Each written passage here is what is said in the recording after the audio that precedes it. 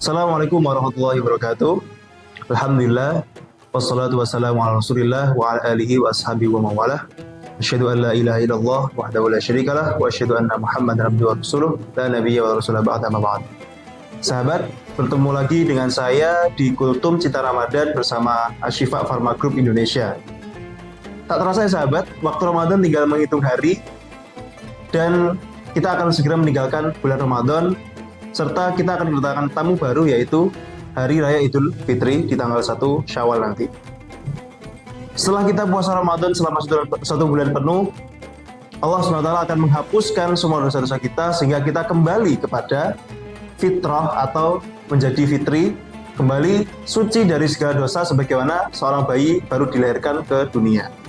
Akan tetapi sahabat, beberapa dosa mungkin tidak bisa dihapuskan begitu saja tanpa adanya permintaan maaf dari saudara-saudara kita. Dosa-dosa yang berkaitan dengan manusia tidak bisa serta-merta dihapuskan tanpa kita meminta maaf terlebih dahulu. Oleh karena itu, menjadi tradisi kita untuk setiap kali Idul Fitri untuk mudik atau pulang kampung ke kampung halaman dan meminta maaf kepada sanak kerabat di sana. Saling memaafkan, saling berjabat tangan. Pada prakteknya, teman-teman, ketika kita mudik tentu tidak semudah yang kita bayangkan. Beberapa saudara kita mudik dalam keadaan yang susah, mudik dengan jarak yang cukup jauh, ada yang puluhan kilometer, bahkan ratusan kilometer, ada yang di luar provinsi, apalagi di luar pulau. Itu semua tentu akan menimbulkan kesulitan dan kesusahan. Termasuk juga akan menimbulkan kesusahan dalam hal sholat, teman-teman. Oleh karena itu, teman-teman, Islam memberikan satu keringanan berupa sholat jamak dan sholat qashar. Apa itu sholat jamak dan sholat qashar? Sholat jamak adalah sholat yang menggabungkan dua sholat sekaligus dalam satu waktu. Contohnya sholat duhur dengan sholat asar dan sholat maghrib dengan sholat isya. Khusus untuk subuh tidak ada sholat jamak karena tidak ada pasangannya. Kemudian untuk sholat qashar adalah sholat jamak dengan cara memangkas jumlah rakaat pada rakaat-rakaat sholat dengan rakaat 4 rakaat. Misalkan dalam sholat duhur, asar, dan isya, maka sholat yang 4 rakaat ini dipangkas menjadi 2 rakaat. Allah SWT berfirman dalam surat An-Nisa, "Wa idza darabtum fil ardi falaysa 'alaikum junahun an taqsuru minas shalah in khiftum ay yaftinakumul ladzina kafaru. Innal kafirina kanu lakum aduwwan mubin." Jika kalian bepergian di muka bumi, maka tidak mengapa bagi kalian untuk mengqashar sholat kalian jika kalian takut kepada orang-orang kafir. Loh, di ayat itu kan ada pensyaratan bahwa jika takut kepada orang kafir. Ternyata pertanyaan ini pernah ditanyakan oleh sahabat Umar bin Khattab radhiyallahu anhu kepada Rasulullah SAW, dan ternyata dijawab begini. "Wahai Umar, itu adalah sedekah dari Allah untuk kalian, maka terimalah sedekah itu." Ternyata Rasulullah tetap memperbolehkan qashar sholat meskipun tidak ada gangguan kafir.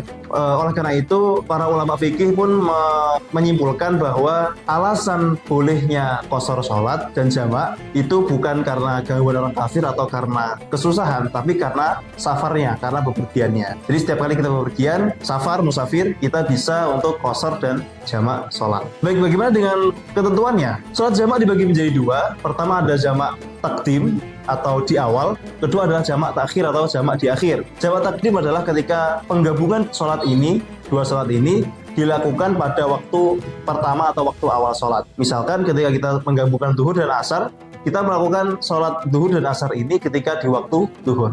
Sementara jamak takhir adalah penggabungan 2 sholat di waktu yang kedua atau yang terakhir. Misalkan dalam kasus tadi, kita melaksanakan sholat duhur dan asar di waktu asarnya, dengan catatan kita sudah niat untuk mengqashar sholat takhir, menjamak sholat takhir di waktu zuhur, di waktu awal. Begitu juga berlaku pada sholat maghrib dan isya.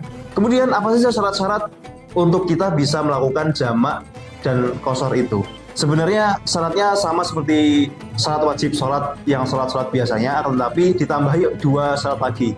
Pertama adalah continue atau langsung, dalam artian ketika kita sholat jamak, misalkan sholat duhur dengan asar, setelah kita melakukan sholat duhur, langsung ketika itu juga dilanjutkan dengan sholat asar tanpa ada jeda apapun, tanpa misalkan dijeda oleh makan, dijeda oleh ngobrol, ataupun dijeda oleh hal-hal lainnya.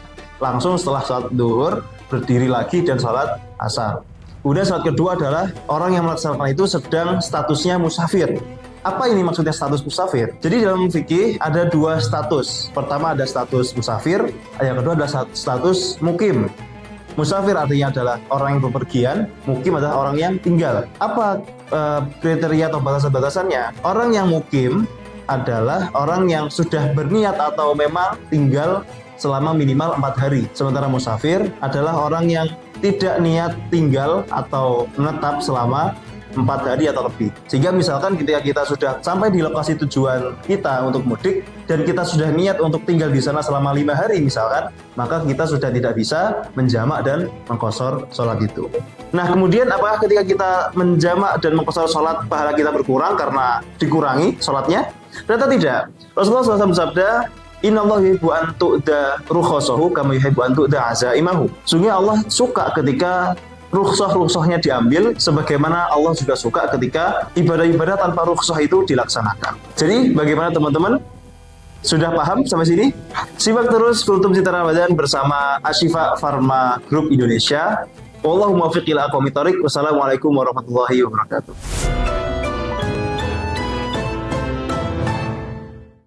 Allahumma laka sumtu wa bika amantu wa ala rizqika aftartu birahmatika ya arhamar rahimin.